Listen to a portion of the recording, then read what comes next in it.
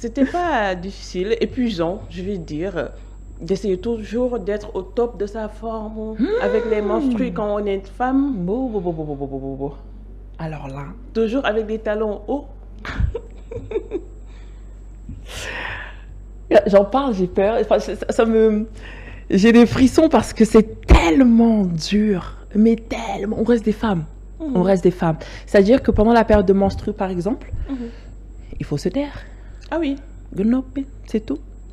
Tu vas, tu prends tes talons, même si tu as les jambes lourdes, même si tu as les jambes qui tremblent, il faut que tu restes une reine de beauté. Ça reste un concours, on est dans un concours de beauté, il faut être au top. Parce que, quoi qu'il en soit, même quand tu es élue reine de beauté, tu penses que les émissions vont repousser comment dirais-je, les plateaux juste parce que tu as tes menstrues? Pas du tout. Il faut que tu saches cacher ta douleur, il faut que tu saches cacher ta frustration.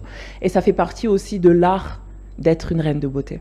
Il ne faut pas juste être belle, il faut savoir se comporter. Même si on est une femme, on a des menstrues, on a mal au ventre, et on souffre, et on scie, on ça. Ah non, mais c'est dingue. Et surtout le fait de devoir rester au top dès le matin, 8 h du matin, se maquiller toute seule, full make-up, sur des talons de 12 à 15 cm, des tenues extravagants. On peut même pas, on a même peur d'être en jogging. Même dans les couloirs, on a peur de croiser un coordinateur qui va nous voir en jogging ou en grosse basket. C'est sport, mais c'est du mental. Il faut toujours avoir la pêche. Toujours. C'est épuisant. Toujours. C'est surtout moi qui suis une personne assez hypersensible. Je ressens énormément les énergies des gens. Mais en ressentant énormément les énergies des gens, je m'épuise beaucoup aussi. C'est-à-dire que y a des moments, rares ont été les moments, mais il y a des moments où je disparaissais. Je prenais du recul. Je me mettais en arrière. C'est pas que je voulais parler à personne. Je restais très très cordiale, par contre. Toujours rester cordial et poli quand même. C'est très important. Mais le plus important pour moi était de ne pas faire de mal aux autres et surtout veiller à ne pas frustrer de par un comportement ou juste parce que j'ai pas envie de parler aux gens. Donc j'étais juste là. Si on venait me parler, je répondais. Mais cette fois-ci, moi qui suis avenante, c'est pas moi qui allais vers les gens. Et c'est des moments qu'il faut prendre pendant les concours. C'est très important. Quand on veut faire un concours de beauté, il faut avoir la mentale. Il n'y a pas de je boude ou j'ai pas envie ou de... Non, on représente tout un pays qui nous regarde.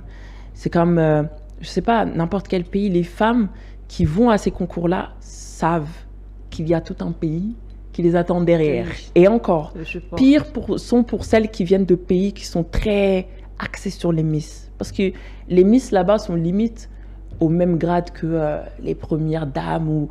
parce qu'elles représentent tout un pays. Donc, non, c'est tout un art et ça se travaille. Il ne faut pas partir à un concours juste pour passer des vacances et puis être figurante, on va dire, entre guillemets. Il y a une question que je voudrais poser. Dis-moi. Même quand on a ses menstrues, on est obligé de défiler, même en bikini? Obligé. Obligé? Obligé. Et comme... dans les backstage, il faut juste voir les filles. Si tu en vois une qui est assise en PLS, par terre ou sur le côté, tu sais qu'elle n'est pas bien. Parce que généralement, quand on a nos menstrues, bah, on doit mettre tout ce qui est tampon. Même si tu n'aimes pas ça, tu es obligé d'en mettre. Tu n'as pas le choix. Et tu prends une grande inspiration, tu vas faire ton défilé et tu vas mettre tes pants après. Tu mets tes panties après. Mais c'est vraiment quelque chose qui est très dur. Sachant que nous, cette année, on a eu le concours le swimsuit competition sur un bateau sous 34 degrés avec des talons, un bateau qui bougeait. Donc il fallait être gainé. Vraiment, il fallait gainer tout le corps pour ne pas tomber. Il fallait gainer tout le corps, il fallait supporter la chaleur, il fallait garder l'équilibre, il fallait être souriante. Ah, on est mise à l'épreuve. Ah, on est poussé, vraiment.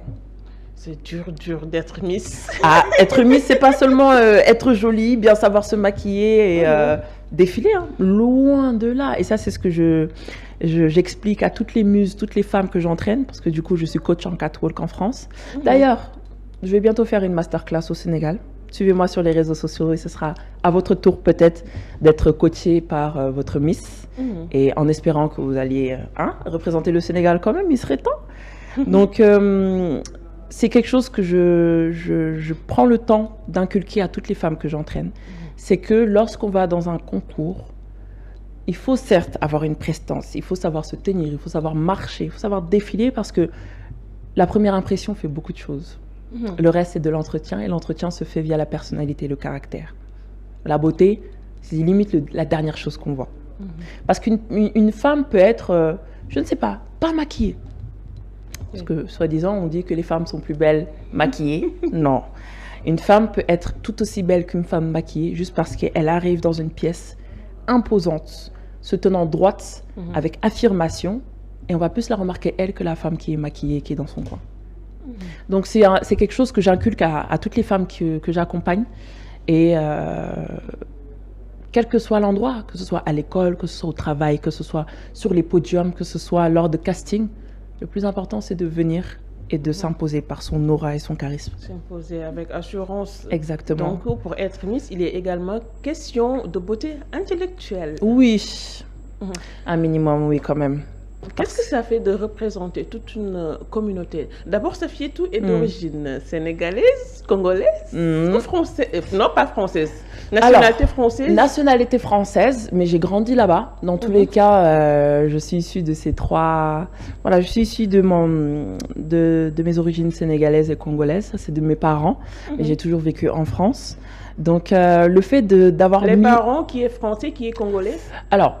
Non, ma mère est sénégalaise, mon père est sénégalaise. Ouais. Oui. Ah.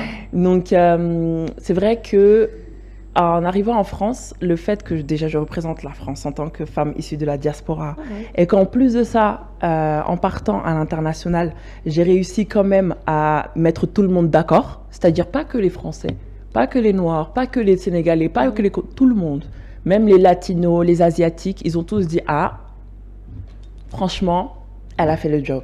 Donc moi, c'est ma fierté. Je n'ai pas un côté ou une origine pour lequel je pense le plus. C'est un mélange qui fait la personne que je suis aujourd'hui. Quoi qu'il en soit, et ça reste une fierté.